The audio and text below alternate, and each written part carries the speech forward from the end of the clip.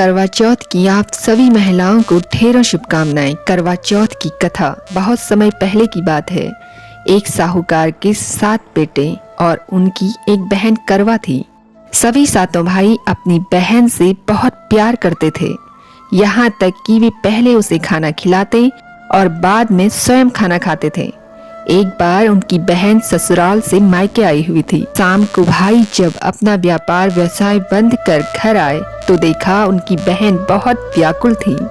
सभी भाई खाना खाने बैठे और अपनी बहन से भी खाने का आग्रह करने लगे, लेकिन बहन ने बताया कि उसका निर्जल व्रत है और वह खाना सिर्फ चंद्रमा को देखकर उसे अर्घ्य देकर ही खा सकती है। चूंकि चंद्रमा अभी तक नहीं निकला है, इसलिए वह भूख प्यास से व्याकुल हो उठी है। सबसे छोटे भाई से अपनी बहन की ये हालत देखी नहीं जाती और वह पीपल के पेड़ पर एक दीपक जलाकर चलनी की ओट में रख देता है। दूर से देखने पर वह ऐसा प्रतीत होता है जैसे चतुर्थी का चाँद उदित हो रहा हो। इसके बाद भाई अपनी बहन को बताता है कि चाँद निकल आया है, तुम उसे अर्घ्य देने के बाद भोजन कर सकती हो। बहन खुशी के मारे सीढ़ियों पर चढ़कर चाँद को देखती है, उसे अर्घ्य देकर खाना खाने बैठ जाती है।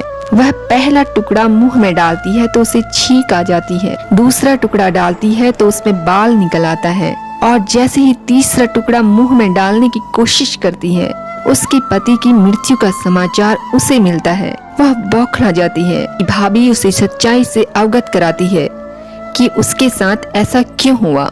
करवा चौथ का व्रत गलत तरीके से टूटने के कारण देवता उससे नाराज हो गए हैं और उन्होंने ऐसा किया है। सच्चाई जानने के बाद करवा निश्चय करती है कि वह अपने पति का अंतिम संस्कार नहीं होने देगी और अपने सतीत्व से उन्हें पुनर्जीवन दिलाकर रहेगी।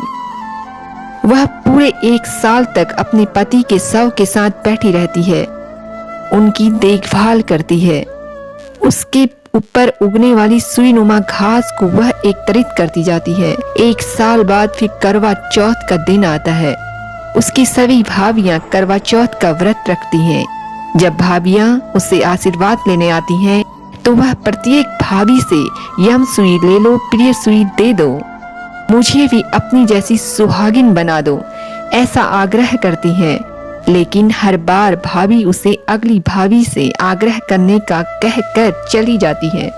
इस प्रकार जब 6 नंबर की भाभी आती है तो करवा उससे भी यही बात दोहराती है। यह भाभी उसे बताती है कि चूंकि सबसे छोटे भाई की वजह से उसका व्रत टूटा था, अतः उसकी पत्नी में ही शक्ति है कि वह तुम्हारे पति को दोबारा जीवित कर सकती है। इसलिए जब यह आए तो तुम उसे पकड़ लेना और जब तक वह तुम्हारे पति को जिंदा न कर दे उसे नहीं छोड़ना। ऐसा कहकर वह चली जाती है। से अंत में छोटी भाभी आती है। करवा उनसे भी सुहागिन बनने का आग्रह करती है, लेकिन वह टाल मटोल करने लगती है। इसे देख करवा उन्हें जोर से पकड़ लेती है और अपने सुहाग को जिंदा करने के लिए कहती है। भाभी उससे छुड़ाने के लिए नोचती है, खसोटती है, लेकिन करवा नहीं छोड़ती है। अंत में उसकी तपस्या को देख भाभी पसीज जाती है और अपनी छोटी उंगली को चीरकर उसमें से अमृत उसके पति के मुंह में डाल देती है। करवा का पति तुरंत श्री गणेश करता हुआ उठ बैठता है। इस प्रकार प्रभु कृपा से उसकी छोटी भाभी के माध्यम से करवा को अपना सुहाग वापस मिल जाता है।